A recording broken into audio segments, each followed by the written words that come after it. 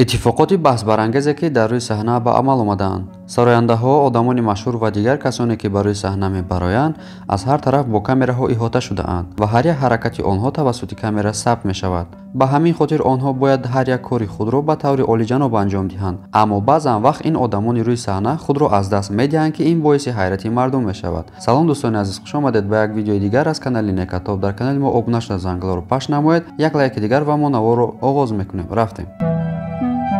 بارداران عزیز، کدام داریم خیلی هوای خنک کار میکنه از سر تا بگه یا که من هم بدونم زندگی میکنه، در جای خنک زندگی میکنه.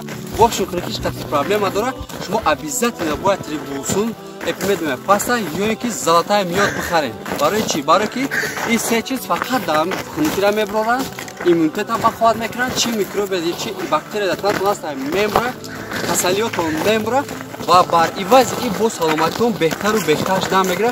چی خنکی که داره نخنکی ازتون میبره.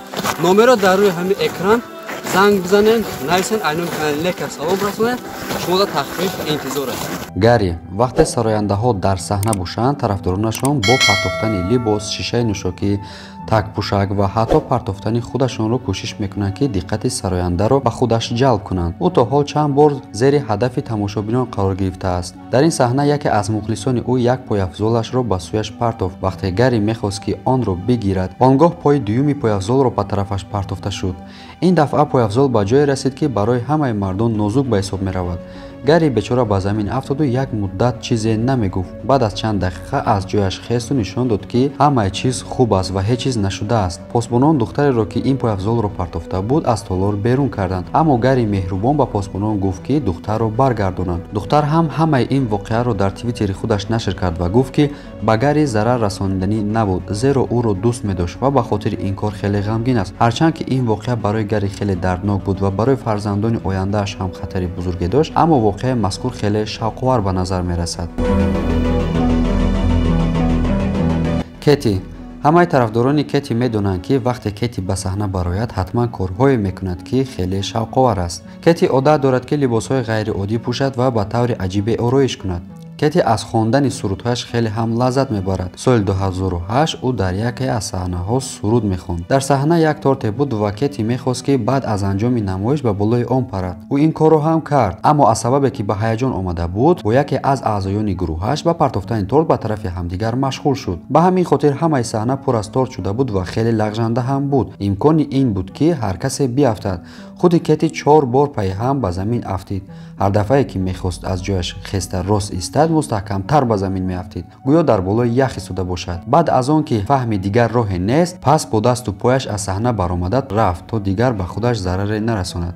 کتی با این کارهای شب خوبی را برای مخلصان به یاد ماند و همه آنها میخندند و خودش باشد حتی پروایی نداشت. انریکه یکی از سراینده‌های مشهور اسپانیا میباشد، تا جایی که به او لقب پادشاهی موسیقی دنیا را دادند. در یکی از کنسرت‌های سال 2015 او در شتات نیویورک ایالات متحده آمریکا حادثه رخ داد که باعث شد او سخت زخمی شود. در این کنسرت 12000 نفر حضور داشتند. در رفت برنامه او یکی از کوادرکاپترها به او نزدیک شد. او هم خواست با دستش درون را به طرف مردم گرداند و با آنها یک سلفی گیرد، اما بی احتیاطی کرد. در نتیجه دستش به پره‌های تیز کوادرکاپتر در موندند و زخمی شدند. اما با وجودی که سخت زخمی بود، نمایش خود را دوام داد و نمی‌خواست که مخلصانش را خاطر سازد. هرچند که چند لحظه از صحنه بیرون شد، ولی دستش را بسته آمد و نمایش خود را دوام داد. با او گفتند که زخمش جدی است و باید کنسرت را فراموش کردن مشغول توبه شود. اما او که مخلصانش را خیلی دوست می‌داشت، این پیشنهاد را رد کرد و این نشان می‌دهد که انریکه چقدر مخلصان خود را قدر می‌کند.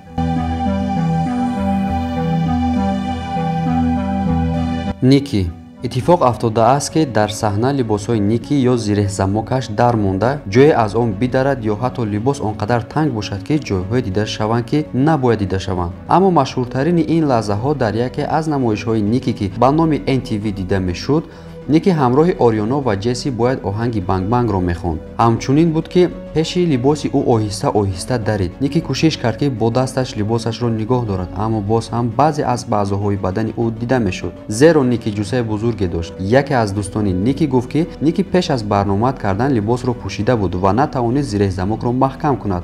اما باز هم معلوم نیست که چرا نیکی لباس دیگری را نپوشید و محض همین لباس تنگ را انتخاب کرد. حتما جوسه بزرگی خودش را با اندازه لباس مقایسه نکرده بود.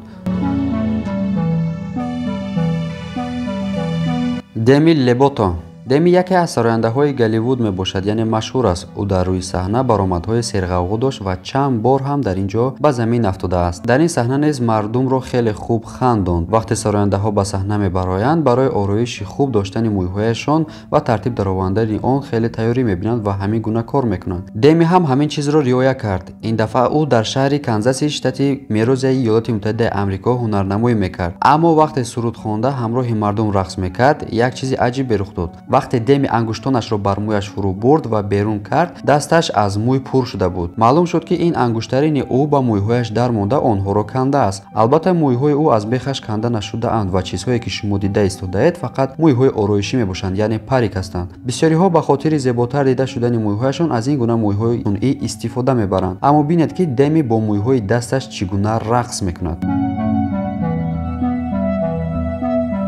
Ники ва Дрейк ин иттифоқи хиҷолатомез замоне ба амал омад, ки соли 2016 онҳо дар якҷоягӣ бо якдигар консертеро иҷро мекарданд. ҳамроҳи онҳо як репери машҳури дигар бо номи Лил Бей ҳам буд, ки бояд якҷоя суруд мехонданд. Тамошобинон ҳам аз хурсандӣ дар пӯсти худашон намеғунҷиданд. ҳама фикр мекарданд, ки шояд Ники ва Дрейк бо ҳамдигар алоқаи наздик дошта бошанд. Аммо дар ин консерт ин гумони онҳо аниқ шуд. Онҳо ҳамеша бо ҳамдигар майлу рағбат доштанд ва ҳамеша ҳардуяшон бо як муассиса шартнома мебастанд. ба коре ки онҳо дар ин саҳна карданд, ҳамаро аз муҳаббати худашон бохабар карданд. вақте Дрейк ба саҳна омад, рост ба назди Ники рафту ӯро аз замин бардошта ба оғӯш гирифт. Тамошобинон бо дидани ин саҳна ҳушта кашидану ғалоғула мекарданд. Аммо маълум буд, ки Ники каме шарм доштааст. Ники дар ҳама ҷо як шахси серҳаракат ва шух буд. Аммо дар ин ҷо табассум мекард ва чеҳрааш сурх шуда буд. Дрейк ба Ники гуфт, ки метавонад ӯро то абад дар оғӯш нигоҳ дорад. ҳамин буд, ки Ники бештар сурх шуд ва алоқаи байни онҳо фош шуд. Зайн Молик вақте сарояндаҳо машҳур мешаванд, онҳоро аз як шаҳр ба шаҳри дигар даъват мекунанд ва хеле мушкил аст, ки онҳо ёд бигиранд, ки дар кадом шаҳр қарор доранд. Зайн Молик ҳам як сарояндаи ҷавони 27 сола аст, ки сурудҳои ӯ дар тамоми дунё тарафдорони зиёде дорад. Аммо ӯ дар як ҷой коре кард, ки боис шуд тарафдоронаш ӯро хеле сахт сарзаниш кунанд. ӯ ҳам аз ин кори худаш хеле пушаймон шуд. Зайн Молик ҳамроҳи гурӯҳаш дар шаҳри Эдинбурги Шотландия қарор дошт. Аммо дар пушти баландгӯяк ба ҷое бигӯяд, ки салом Эдинбург, гуфт, ки салом Манчестер. Зайн дарҳол ин хатогии худро пай бурда узрхоҳӣ кард. баъд аз чанд дақиқа ҳам эълон кард, ки номи шаҳрро омехта кардааст. Аммо агар дар назди ҳазорон мухлис номи шаҳрашонро хато бигӯяд, ин хеле бад аст.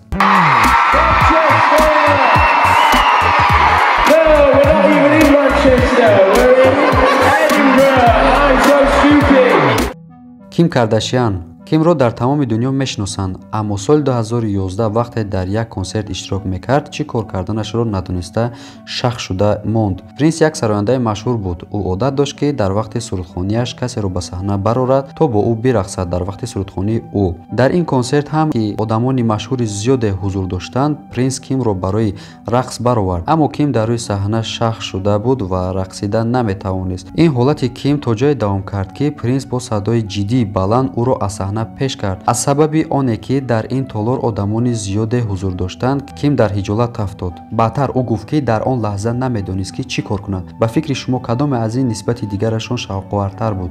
ҷавобҳоятонро метавонед дар комментария бинависед.